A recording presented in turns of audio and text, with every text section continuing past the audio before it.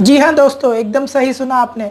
आज के इस वीडियो में हम बात करेंगे 2020 के सबसे बड़े स्कैम फोर्सेस के बारे में। दोस्तों, वैसे तो मेरे इस चैनल का मुख्य उद्देश्य था कि हम नेटवर्क मार्केटिंग को लेकर सिर्फ पॉजिटिव वीडियो डालें, लेकिन होता क्या है कि बहुत बार हमें जो नेटवर्क मार्केटिंग की नेगेटिविटी है ना, उसको भी लोगों को दिखाना पड़ता है। क्योंकि उसका एक कारण है, मेरे पास पिछले एक महीने में 100 से ज़्यादा ऐसे व्यक्ति हैं जिन्होंने फोर्सेस का प्लान व्हाट्सएप पर सेंड किया है। 2 व्यक्ति तो ऐसे भी हैं जो कि ये कहते हैं कि आप पैसा लो, वीडियो बनाओ और उस वीडियो से जो रेवेन्यू आएगा, मतलब कि उस वीडियो को देखकर जो व्यक्ति ज्वाइन करेंगे ना, ठीक है, उसका भी 50% आप ले जाओ, आप ज्वाइन करो चाहे मत करो, राइट।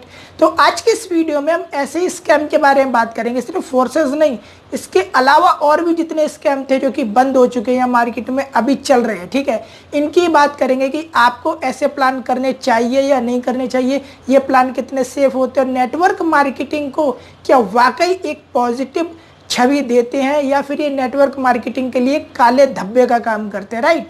तो ज़्यादा बातें ना करते वीडियो को शुरू करते हैं।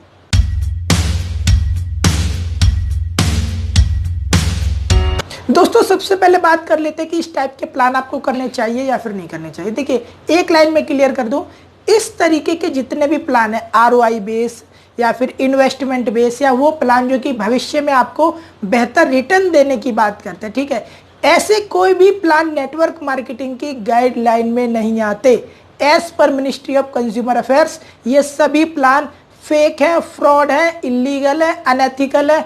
आपको इनमें नहीं फंसना चाहिए। आपका पैसा एक बार अगर डूब जाता है तो फिर रिफंड नहीं आता, ठीक है। एग्जाम्पल के लिए हम देख सकते हैं, जैसे फ्यूचर मेकर बंद हुआ, RMCL बंद हुआ, एक कॉइन और चल रहा था मार्केट में अभी कुछ टाइम पहले, ATC कॉइन, ठीक है, अब आपको कहीं ढूंढने से नहीं मिलेगा। इसी तरीके से और भी बहुत सारे स्कैम चल रहे हैं मार्केट में। अगर मैं एक एक करके सभी को एक्सपोज करने पर आऊंगा तो टाइम बहुत लगेगा और मैं नहीं चाहता कि हमारे चैनल पर इस तरह के ज़्यादा से ज़्यादा वीडियो अपलोड हो। तो पॉइंट ये है कि आपको इस तरह के प्लान नहीं करने चाहिए।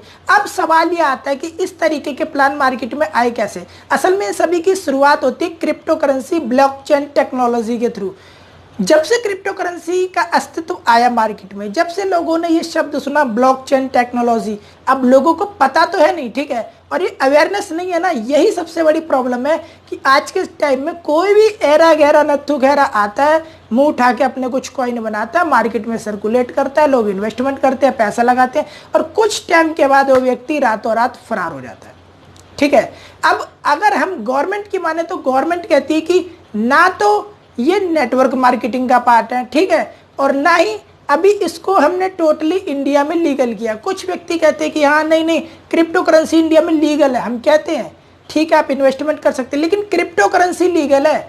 आप ये जो 2 कौड़ी के कॉइन लाते हैं ना, जिनका मार्केट में कोई अस्तित्व नहीं है, जिसके पीछे की कोई R&D टीम नहीं है, जिसके पीछे कोई रिसर्च नहीं है, जिसके पीछे कोई सिस्टम काम नहीं कर रहा, ठीक है, तो इनकी कोई औकात नहीं है, ठीक है, और ना ही ये लीगल है। तो ये सभी के सभी फेक है एंड फ्रॉड है, आपको इनमें नहीं फंसना चाहिए। एक सवाल और आता है, आपको क्या लगता है, इतनी सारी जॉब जा चुकी हैं मार्केट में, जब से लॉकडाउन हुआ है बहुत सारे व्यक्ति बेरोजगार हो चुके हैं, लोगों के पास नौकरियां नहीं है।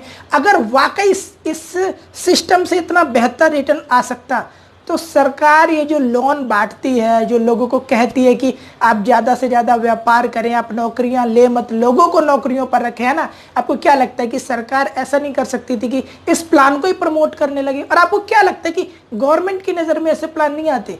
सब आते हैं। अब लोगों का क्वेश्चन ही होता है तो गवर्नमेंट इनको बंद क्यों नहीं कर देती, ये चलते क्यों रहते हैं? देखिए क्या होता है कि जो प्रोसेस होता है ना, वो बहुत स्लो होता है।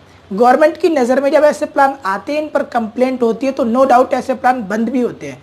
बाइक बोट कहाँ गया, ATC कॉइन कहाँ गया, बताइए।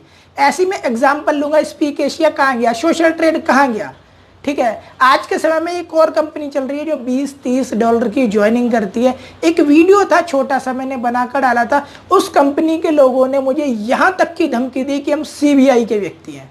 क्या लगता है हम पागल बैठे यहाँ पर, हमें कुछ पता ही नहीं है, ठीक है। मतलब ये इस तरीके के लोग हैं, यदि आप इनको कोई सच्चाई का आईना भी दिखाओगे ना तो ये आपको उल्टी सीधी बातें करके डराएंगे। यहाँ तक कि लोगों ने तो ये बोला हम आपका चैनल ही हैक करवा देंगे।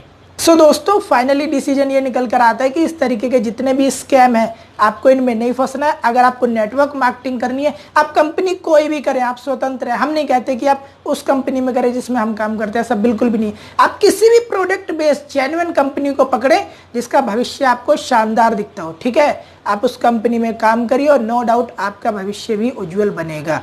इस तरीके के किसी भी स्कैम में फंसने के लिए आप बिल्कुल भी खुद को तैयार ना रखें। इस तरीके के स्कैम याद रखिए, आगे से जब गवर्नमेंट इन कंपनियों को बंद करेगी ना, तो सुनने में तो यहाँ तक भी आ रहा है कि कंपनी में जो प्रमोटर होंगे ना उन पर भी एक्शन लिया जाएगा। तो कहीं ऐसा ना हो कि आपको लेने के देने पड़ जाए।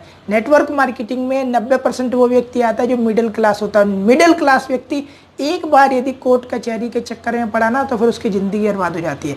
इसलिए मेरे दोस्त दिमाग से काम लीजिए, ऐसे फेक कॉन्सेप्ट में मत फंसिए, इन कंपनियों के चक्कर में मत पड़िए। और एक्चुअल में हम बात करें तो ये कोई कंपनियां भी नहीं होती, ना ही मिनिस्ट्री में इनका कहीं रजिस्ट्रेशन होता। मिनिस्ट्री ऑफ कॉर्पोरेट अफेयर्स की वेबसाइट पर जाकर अगर हम इनको ट्रैक करते हैं कुछ नहीं मिलता। ये सिंपल सा एक वेबसाइट बनाते हैं, एक डोमेन परचेस करते हैं, बस उसी से काम चलता है। दोस्तों वीडियो यदि आपको अच्छा लगा तो आप इस वीडियो को लाइक करें, मेरे चैनल को सब्सक्राइब करें, बेल आइकन को क्लिक करें, अधिक से अधिक उन मित्रों में शेयर करें जो नेटवर्क मार्केटिंग में कुछ बड़ा करना चाहते हैं। आपने अपना महत्वपूर्ण समय दिया, इसलिए आप सभी का बहुत बहुत धन्यवाद।